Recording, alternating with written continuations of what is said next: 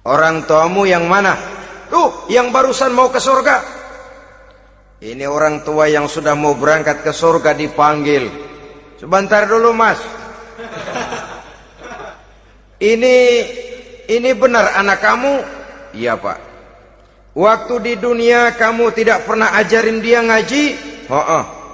Sampai dia tidak kenal Tuhannya, tidak kenal nabinya, tidak kenal kiblat dan kitab sucinya? Iya, Pak. Dia tidak sholat, kamu diamkan saja. Dia tidak puasa, tidak zakat, kamu bersikap masa bodoh. Bahkan dia judi, dia zina, dia mabuk, kamu pun berdiam diri saja. Iya, Pak. Tahukah kamu bahwa anak ini adalah amanah? Menyia-nyiakan amanah artinya khianat, dan khianat adalah dosa yang sangat besar. Kamu tidak bertanggung jawab, maka kamu, anakmu gabung ke dalam neraka.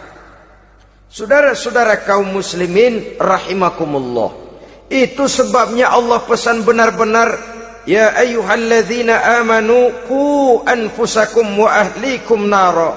Hai orang-orang yang beriman, jaga dirimu dan keluargamu, istri, anak, orang-orang yang menjadi tanggung jawab dan kewajiban kita, jaga dan pelihara mereka dari api neraka.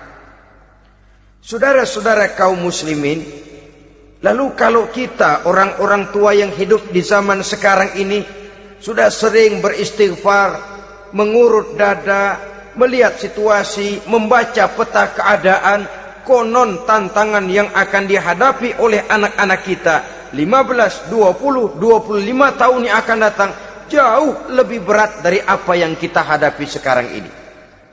Maka adalah wajar jika kita sebagai orang tua yang cinta kepada agama, cinta kepada anak-anak kita, berpikir untuk mewariskan nilai-nilai yang luhur ini kepada anak-anak kita generasi yang akan datang.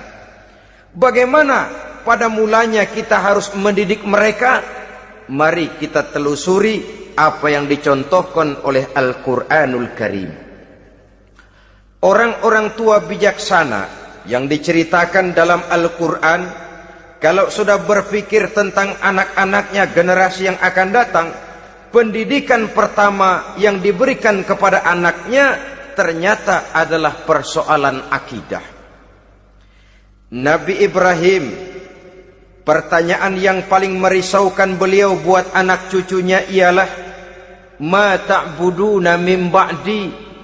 Saudara bisa lihat surah Al-Baqarah ayat 133. Anak-anakku, kalau pada satu saat nanti aku, ayahmu ini sudah tidak ada lagi, meninggalkan kamu semua, meninggalkan kehidupan dunia ini, ma ta'buduna min ba'di, apa yang akan kamu sembah nak kalau ayah sudah tidak ada lagi?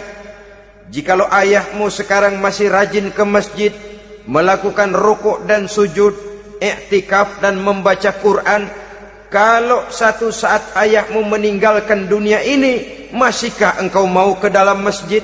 Masihkah engkau rukuk dan sujud? Masihkah engkau i'tikaf? Ma ta'buduna min ba'di, apa yang akan kamu sembah kalau aku ayahmu tidak ada lagi nak? Ditanamkan bukan hanya keyakinan bertauhid, sekaligus juga menyembah kepada Allah yang kita yakinkan dengan tauhid itu tadi.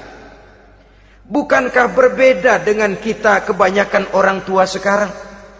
Kita tidak pernah berpikir ma ta'buduna min ba'di, kalau bapak tidak ada kamu nyembah apa nak? Kita orang tua sekarang pagi-pagi malah berpikir ma ta'kuluna min ba'di, kalau bapak enggak ada kamu nanti makan apa nak?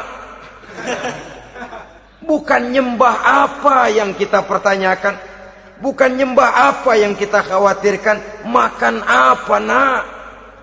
Maka yang dicari lalu sekolah-sekolah yang bonafit, yang tidak peduli apakah itu merusak imannya, mematikan akidahnya, menghancurkan keyakinannya. Yang penting ada jaminan hari depan bisa dapat lapangan kerja. Akibatnya berduyun-duyun orang-orang tua muslim menyekolahkan anaknya di sekolah-sekolah yang bukan Islam, yang nyata-nyata membahayakan akidahnya. dididik dengan kultur dan budaya yang bertentangan dengan nilai-nilai agamanya. Bukankah ini berarti merelakan anak untuk dikafirkan? Bukankah ini artinya menyerahkan anak untuk ditulis menurut selera para pendidik yang tidak sesuai dengan nilai akidah yang dimilikinya? Mengapa kita tidak berpikir seperti Nabi Ibrahim yang sebelum memberikan pendidikan kecerdasan, sebelum pendidikan matematika, IPS, PSPB dan disiplin ilmu lainnya, yang pertama ditanamkan, ma ta'buduna min ba'di, kalau ayahmu tidak ada, kamu menyembah apa nak? Menyembah Allah, apa nanti malah menyembah harta? Menyembah Allah, apa nanti malah mendewa-dewakan pangkat dan jabatan? Menyembah Allah, apa malah nanti menyembah alam? Itu yang dikhawatirkan Nabi Ibrahim kepada generasi yang akan datang. Dan itu saudara-saudara yang seharusnya mengkhawatirkan kita kepada anak-anak kita, generasi yang akan datang. Lihatlah serbuan akidah di zaman sekarang ini. Dimanfaatkan kemiskinan kita umat Islam. Diberikan kita tawaran berupa beras, pakaian, obat-obatan, kalau perlu beasiswa, asal bisa melepaskan keislaman kita ini. Bertahap, sedikit demi sedikit, step by step, shibran bi shibrin wa zira'an bi zira'in. Dan harus saya ingatkan, orang di zaman sekarang tidak mungkin menghantam Islam secara frontal. Tidak mungkin menghantam Islam terang-terangan, apalagi mengerahkan satuan militer. Tidak. Orang berhitung bagaimanapun kondisi dan kualitasnya umat Islam, mereka masih punya satu modal penting, fanatisme agama. Kalau ini disulut, api jihad segera berkobar, dan hanya maut yang bisa menghentikan orang yang dibakar dengan semangat jihad. Orang tahu itu. Betapa Uni Soviet kedodoran menghadapi mujahidin Afghanistan yang disulut oleh semangat jihad yang berkobar dengan persenjataan yang primitif ketimbang persenjataan Uni Soviet. Entah mereka pantang surut mundur ke belakang. Jadi jangan mimpi bahwa orang mau menghantam Islam ini dengan melarang pengajian, meruntuhkan masjid, menyegel pondok pesantren. Tidak. Melarang orang sholat. Tidak. Kalau perlu masjid diperbanyak, musola diperbesar. Tapi bikin itu masjid seperti museum. Besar, megah, mercusuar, tapi bikin seperti museum. Tempat orang kagum, tempat orang memuji, tapi sunyi dari nilai-nilai ibadah.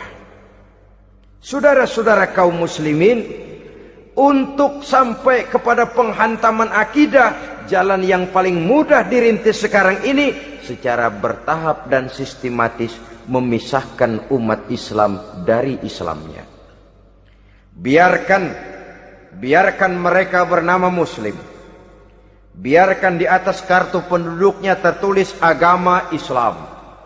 Tapi tanamkan budaya-budaya yang menyebabkan cara bergaul mereka, cara berumah tangga mereka, cara bertetangga mereka, sampai kepada cara mereka berpakaian, cara mereka bergaul, cara mereka makan dan minum, cara mereka mendidik dan menyekolahkan anak, sama sekali tidak lagi mencerminkan nilai-nilai yang islami. Itu sudah satu usaha yang paling praktis, memisahkan umat Islam dengan Islamnya. Kalau sadarlah kita ke arah ini usaha orang di zaman sekarang, maka yang harus pertama kita tanamkan kepada anak-anak kita, didik mereka dengan jiwa tauhid yang mengkristal di dalam batinnya, meresap sampai ke tulang sumsumnya, yang tidak akan sampai pun nyawa berpisah dari badannya, akidah itu tidak akan berpisah dari hatinya. Bahkan dia sanggup dengan tegar berkata, lebih baik saya melarat karena mempertahankan iman daripada hidup mewah dengan menjual akidah.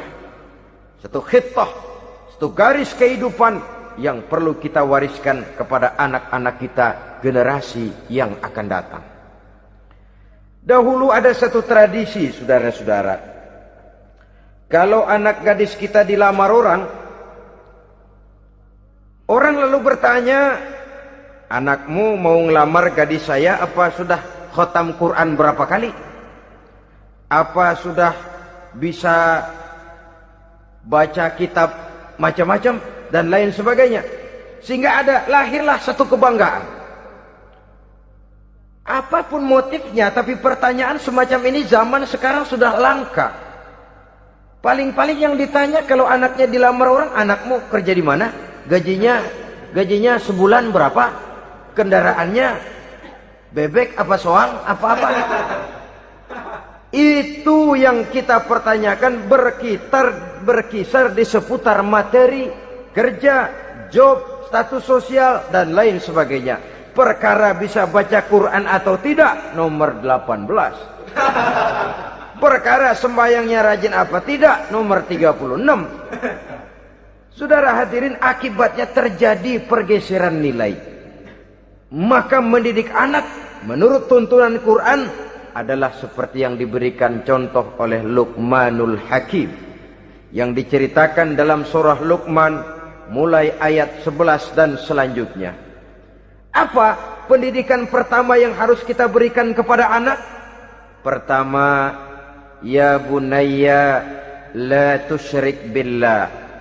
Wahai anakku, jangan sekali-kali engkau menyekutukan Allah. Nak, jaga tauhid, pelihara iman, mantapkan akidah. Ini dasar yang pertama. Belum lagi anak mengenal berbagai macam disiplin ilmu, yang pertama ditanamkan tauhid. Ini yang mendasari kehidupan. Ini yang akan menjadi mewarnai dan menjadi warna dari kepribadian seseorang. Sentuhan jiwa tauhid di dalam diri si anak. Belum lagi sempat dia kenal yang lain. Yang pertama yang kita tanamkan, kita wariskan, kita berikan, la tusyrik billah. Jangan sekali-kali menyekutukan Allah. Nah, kalau ini sudah tertanam, ini sudah merupakan satu fondasi yang kuat.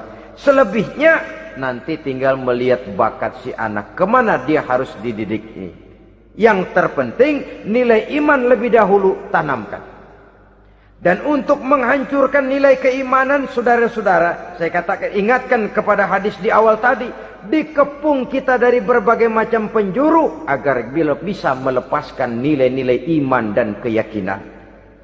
Proses pendangkalan akidah, ditanamkan keraguan kepada agama, ditanamkan rasa malu beragama, sholat malu, baca Quran malu, berangkat ke masjid malu, pakai jilbab malu.